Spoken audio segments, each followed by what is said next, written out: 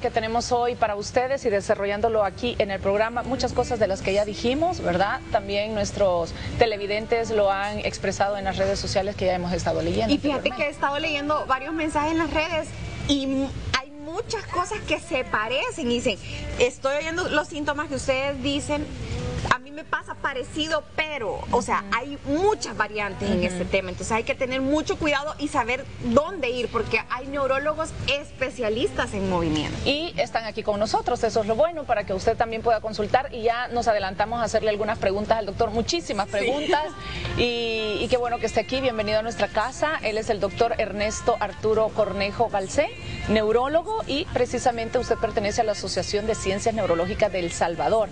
Su especialidad es en los trastornos del movimiento. Sí, así es. Bienvenido. Gracias, O gracias. sea que sí vale la pena ir donde un neurólogo, pero si encontramos a alguien que se especialice en movimiento es mucho mejor. Sí, así es. ¿Cuántos especialistas en movimiento hay en el país? Hay unos pocos, sabemos 3 especialistas. 3. Sí, yo no sabía ni que existía la especialidad. Sí, no ya. Y se consulta mucho este caso. Eso le iba a preguntar yo, ¿cuándo consultar? Porque ahora nos hemos dado cuenta que de alguna manera todas movemos los pies.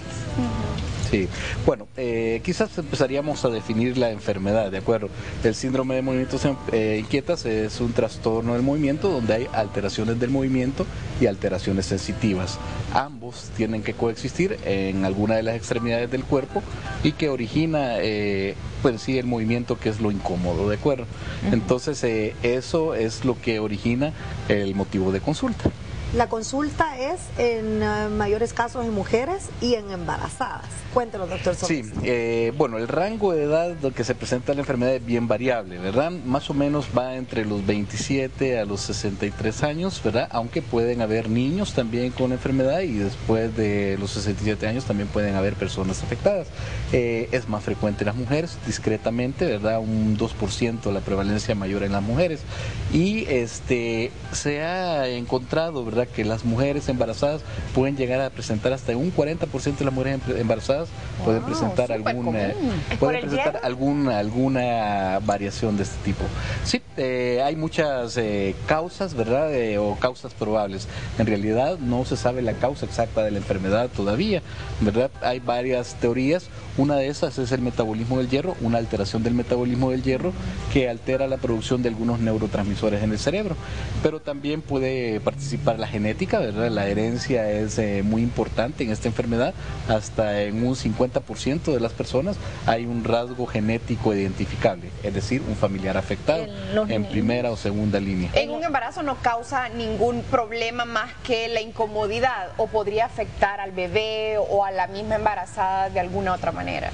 No, no afectaría al bebé, pero sí afectaría la calidad de vida de la embarazada. Sucede que el hierro, la cantidad de hemoglobina en la embarazada se modifica ya normalmente por la dilución y tiende a alterarse. Entonces es bien frecuente encontrar el síndrome de movimientos de piernas inquietas en ese caso. Y en los niños no se tiende a confundir, porque movimientos repetitivos también son indicadores de autismo en los niños. ¿Cómo lo diferenciamos? ¿O el mismo médico cómo lo hace esa diferenciación? ¿O un niño inquieto? Es un poco difícil. Lo que pasa es que precisamente por eso la edad del diagnóstico en el rango empieza hasta los 27 años. Se ha encontrado en los estudios retrospectivos que pasa desapercibido generalmente, ¿verdad? Sobre todo cuando hay un factor hereditario. Cuando hay otro familiar afectado, tiene un chance del 50% de desarrollarlo y tiene un fenómeno que se llama anticipación, es decir, que empieza antes de los 30 años, cuando hay un factor genético asociado. ¿Cómo se pero trata, pasa desapercibido. Bueno, primero pues hay que tratar de identificar la causa. El problema puede ser primario o puede ser secundario, ¿verdad? Si es primario, tiene que ver con algunas cuestiones de estas, metabolismo del hierro, alteraciones genéticas, y el tratamiento es sintomático. Se trata con algunos medicamentos para estimular la secreción de dopamina, es decir, dopaminérgicos directos, que hay varias opciones.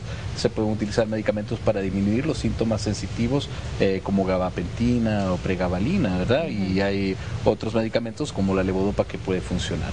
Si es un problema secundario, pues hay que tratar la enfermedad. Si hay una anemia identificable, hay que tratarla, y hay otras enfermedades que pueden asociarse, por ejemplo, diabetes, por ejemplo, hipotiroidismo, por ejemplo, enfermedades reumatológicas como la artritis reumatoidea, que hay que investigarlas y tratarlas. O sea que en muchos casos es la consecuencia de una enfermedad más grave.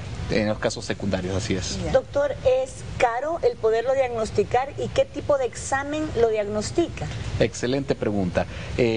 Un estudio preciso para identificar la enfermedad no existe, ¿verdad? Es un diagnóstico más clínico, aunque con las causas secundarias podemos hacer un screening de varios exámenes de laboratorio para identificar causas secundarias, ¿verdad? Nivel de ferritina, niveles de hierro, ¿verdad? Que las pruebas tiroideas hay que verificarlas, hay que descartar enfermedades reumatológicas también.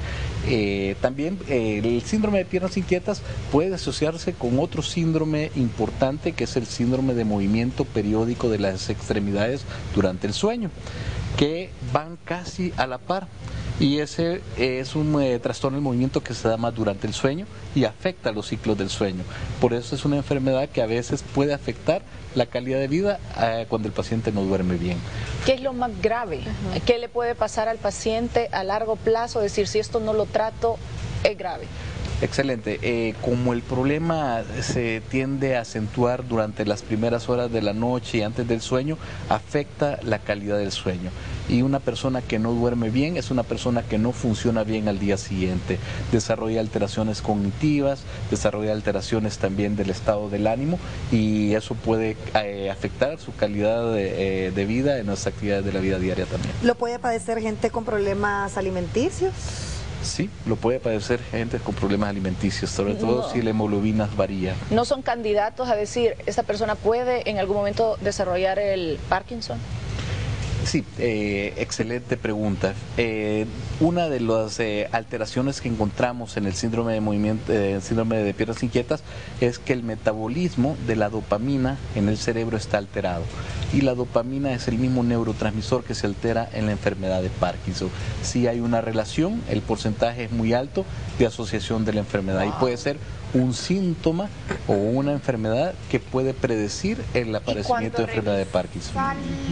La herencia, me imagino que a lo mejor los antepasados no padecieron síndrome de piernas inquietas, pero a lo mejor sí Parkinson. ¿Va relacionado entonces? Puede ser como un síntoma que avise que puede aparecer enfermedad de Parkinson. Doctor, estamos hablando sobre las piernas inquietas, pero usted en un momento dijo extremidades. ¿Qué pasa con los brazos y la gente que tiene ciertos movimientos, pero a nivel de extremidades superiores? Excelente.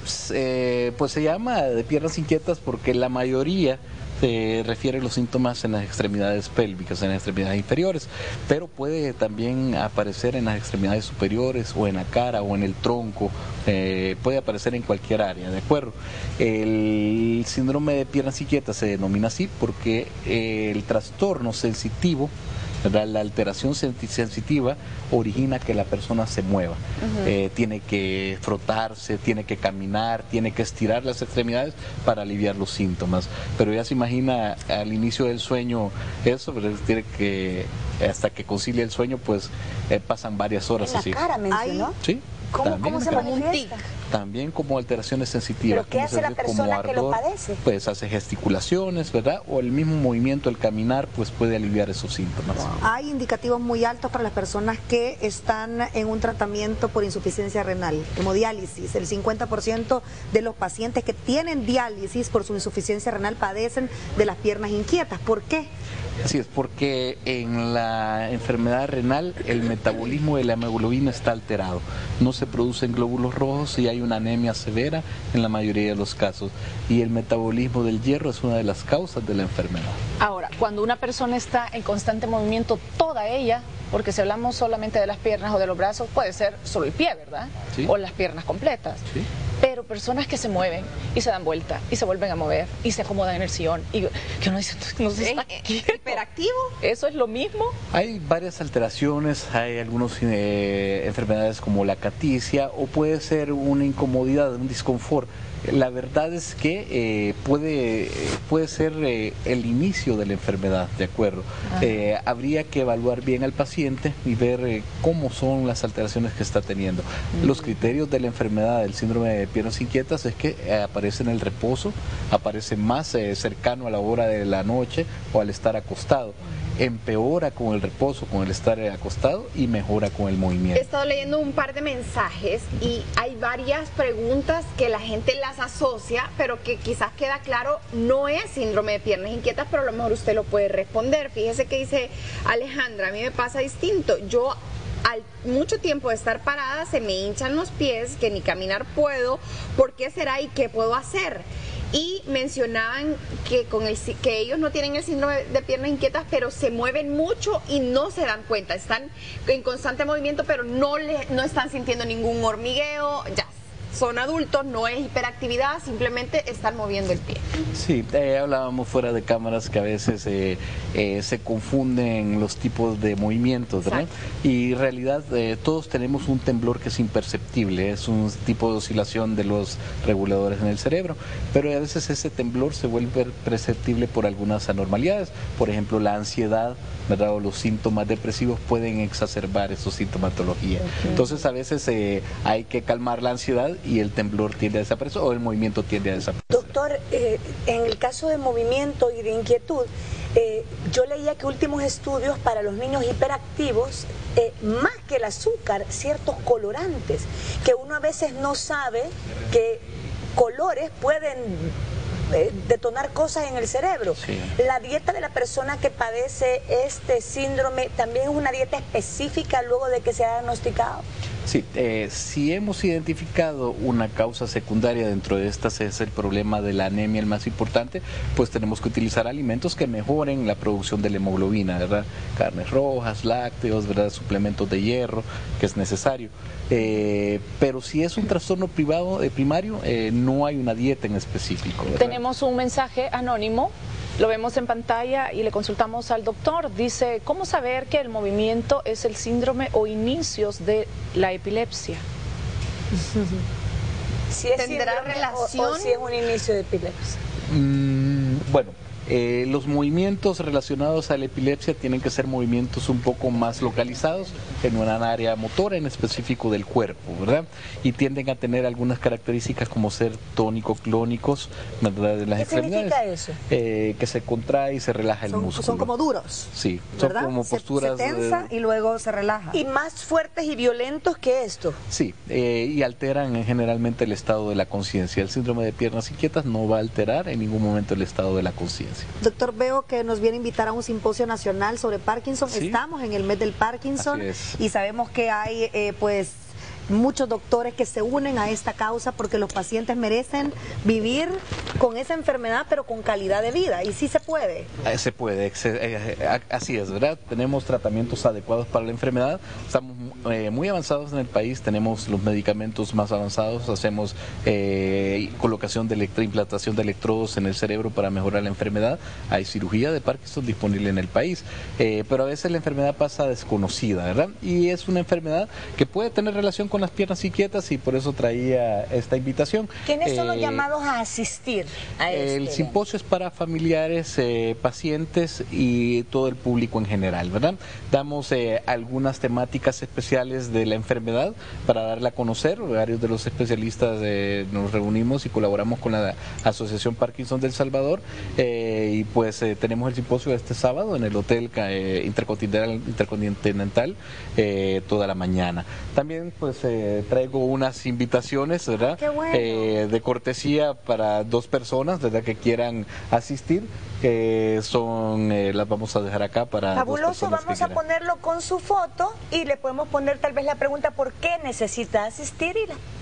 las vamos a regalar. Muchas gracias, doctor. Excelente. Los teléfonos en pantalla para que la gente consulte. El doctor es un especialista, de verdad es un placer y gracias por la invitación. El sábado no se pierda el simposio en el Real Intercontinental a las 7 de la mañana, $15 la entrada y aprende a vivir, por supuesto, con la enfermedad de Parkinson. Vamos con Verónica y con Luisa.